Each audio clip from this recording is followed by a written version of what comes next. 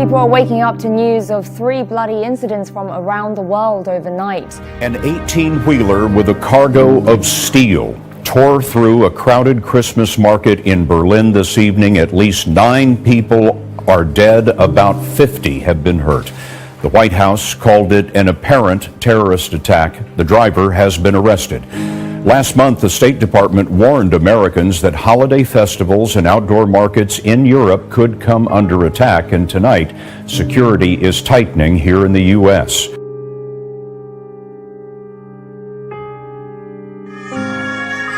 In an instant tonight, tidings of joy turn to screams of horror. Amidst the holiday lights and Christmas trees, one stunned shopper recorded the scene. People tending to the injured, waiting for the police to arrive. First we heard glass breaking. We didn't know what was happening, but a lot of people running away and a lot of people crying, shouting, talking on the phone. It was just after 8 p.m. in Berlin as holiday shoppers jammed this popular outdoor Christmas market in the heart of the city. It's Times Square, outside the iconic Kaiser Wilhelm Memorial Church. Because, you know, it's Berlin, it's Christmas. You think that everything is happy. Police say the driver of this large blue delivery truck jumped the curb at a high rate of speed and then plowed through the crowds for a distance of about 50 yards. Its front end crumpled. It went just past me, past my girlfriend. I think it missed me by 3 meters, missed her by 5. Leaving behind this gruesome scene, bodies on the ground, packages strewn about, the market stalls destroyed. At least 9 people have been reported dead, with dozens more injured. Tonight in Berlin, officials say there were 2 people in the truck during the attack, and that one died in the crash, and another fled the scene and has since been captured. German officials still have not called it a terror attack. A Fox News alert and a major international story. Russia's ambassador to Turkey shot and killed in the Turkish city of Ankara. He was at the opening ceremony of a photo exhibit when a gunman opened fire. What do we know about the assassination at this point? Well, one of Russia's distinguished diplomats, Andrei Karlov, who has been working for the foreign ministry for 40 years, was opening an art exhibition in the Turkish capital, Ankara, when he was shot in the back by an assailant. There's a video of that incident. We'll run it now, but I have to warn, it's pretty graphic.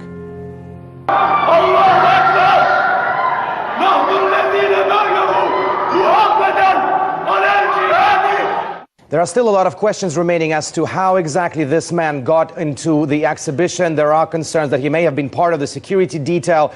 We do know, however, it has been identified that this man is a 22-year-old Mevlut Mert Atlintas, who used to serve on the Turkish riot police force up until the coup attempts earlier this year. He was dismissed from the force.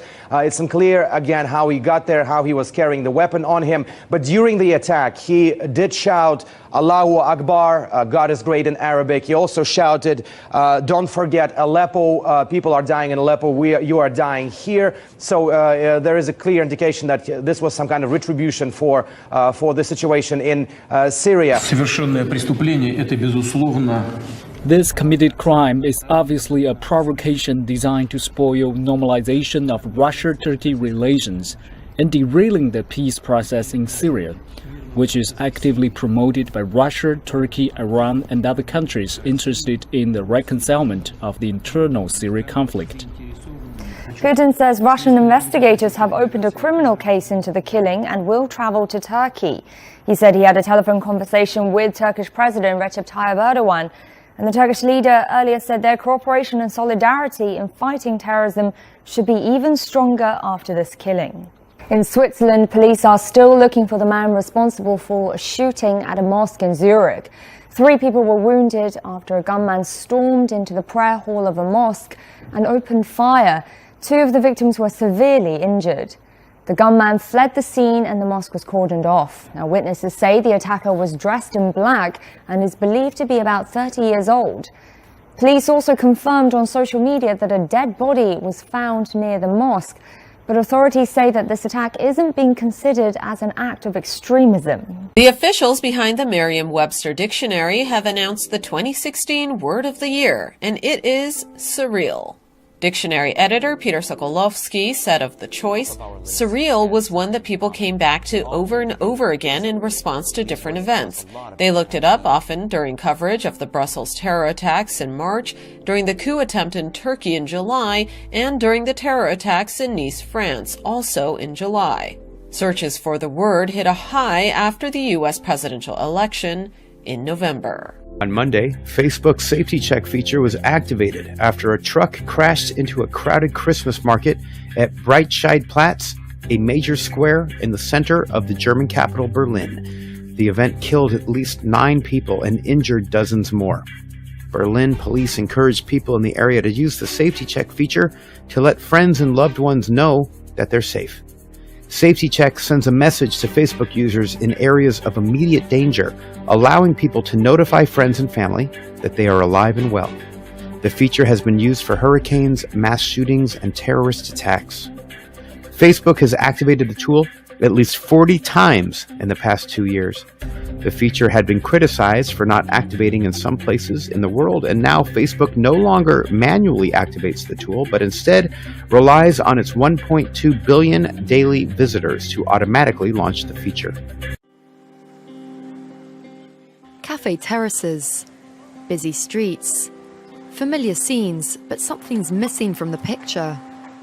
As if airbrushed out, there are no women.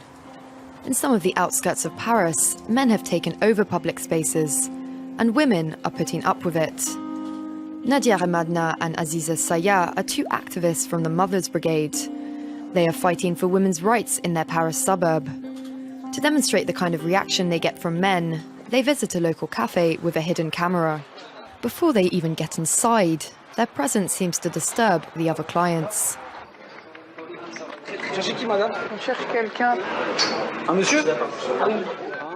There are only men in here, and they're not very welcoming. Pourquoi? C'est pas grave, on vit dans un monde où il y a des hommes et des femmes. Ça vous dérange, vous?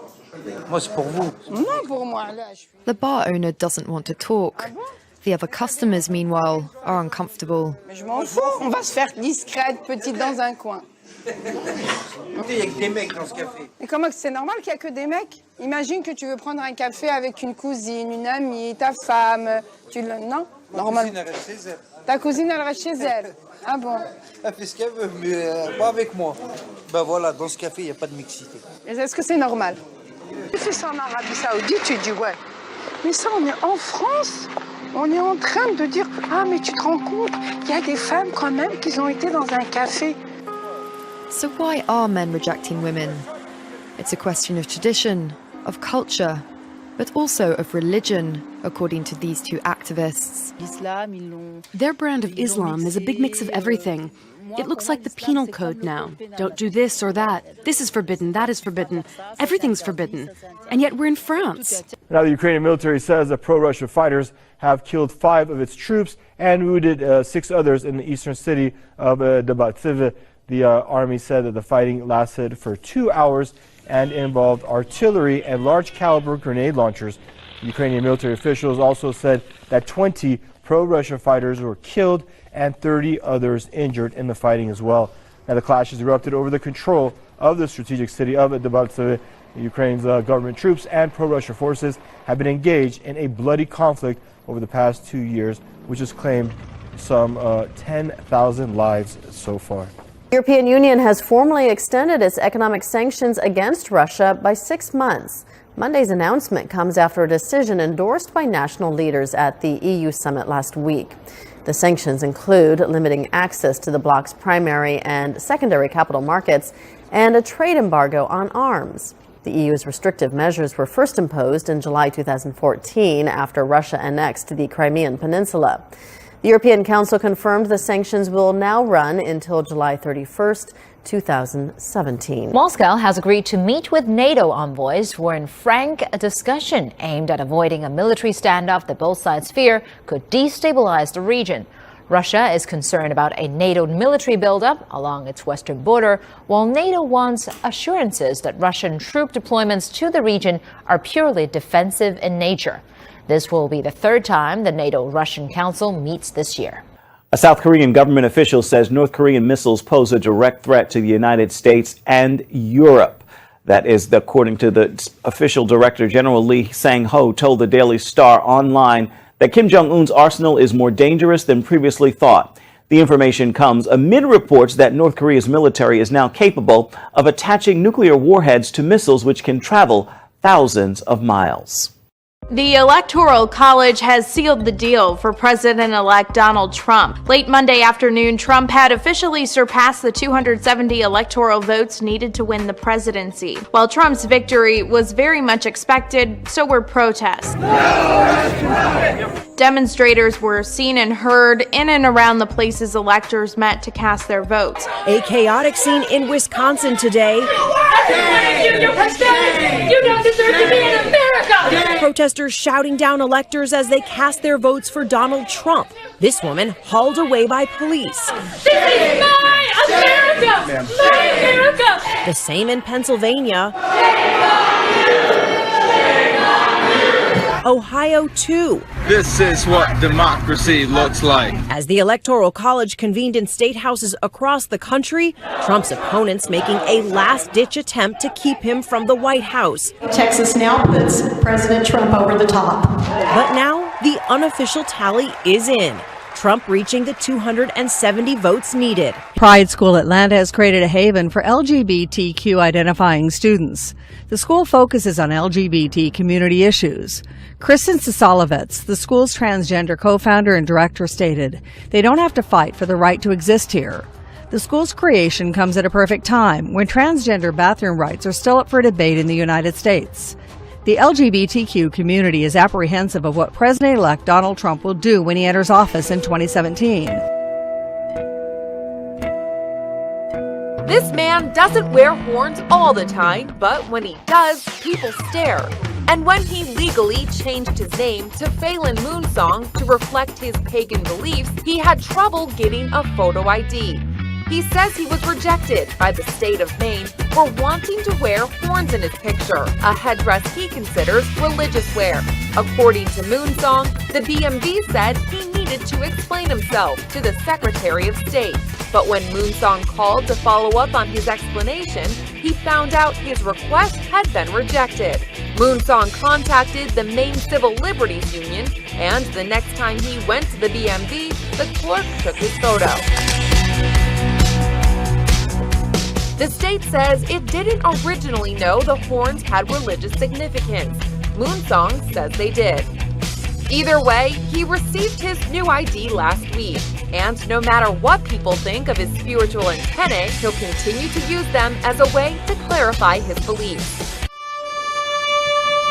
Peace on earth, at least in the state capitol this season, as both a display by the Lincoln atheists. Too often we allow others to define us, so I'm trying to redefine it and let people know that atheists are good people. And a nativity scene shares space on the ground floor rotunda. The public square should not be void of signs of her citizens' beliefs and values.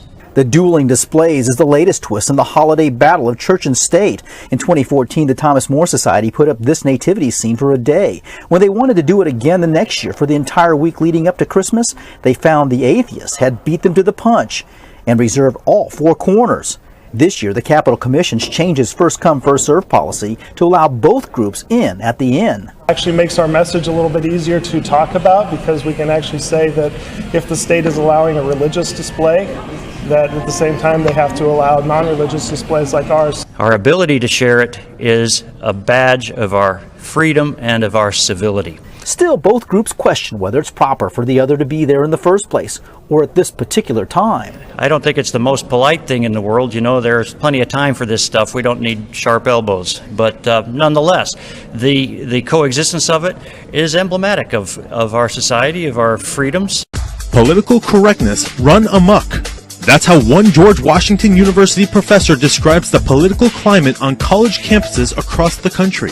In an op-ed by law professor John Banzaf, he credits the university for standing up to student protest groups and not giving in to what he calls their outrageous demands.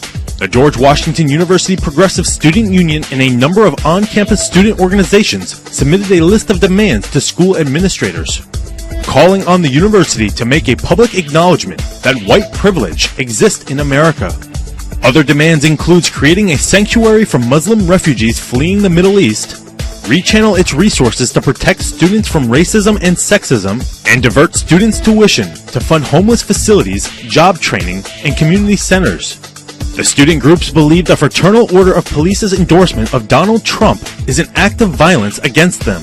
They claim it threatens their safety when they provide security at their protests. Professor Banzaf said if these demands were agreed to, it would have let the inmates run the asylum, adding, "In all too many cases, we have political correctness now becoming political craziness." A spokesperson for George Washington University stated that the school has held open forums with students to hear their concerns.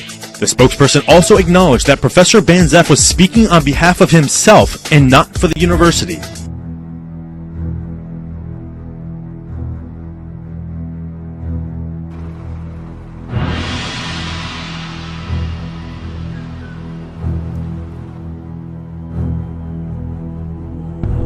The quake struck some 118 kilometers northwest of Kirakira at a depth of 44 kilometers.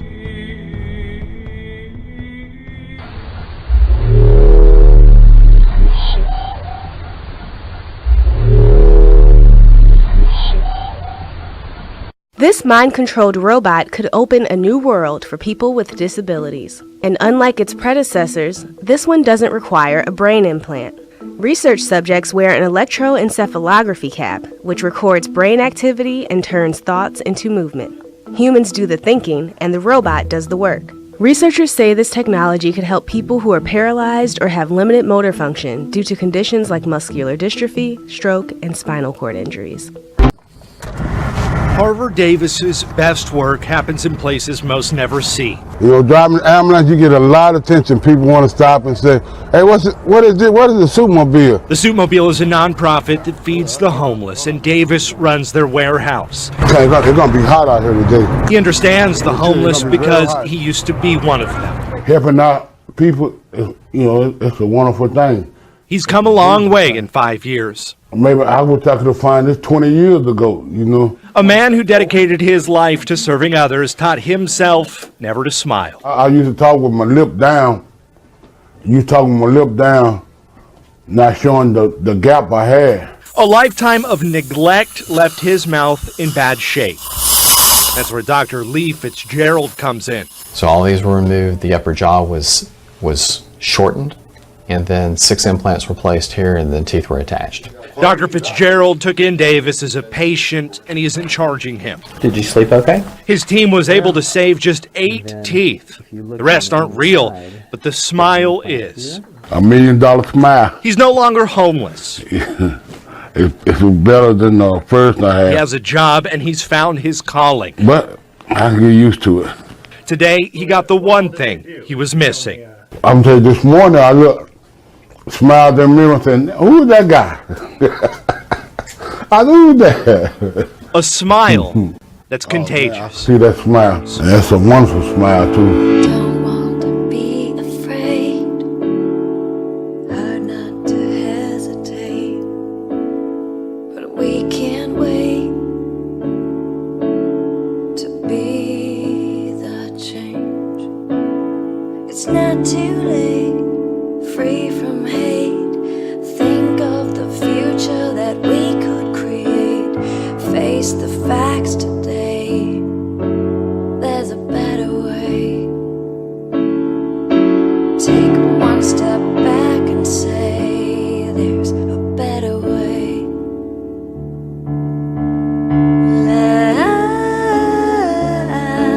Like a tree.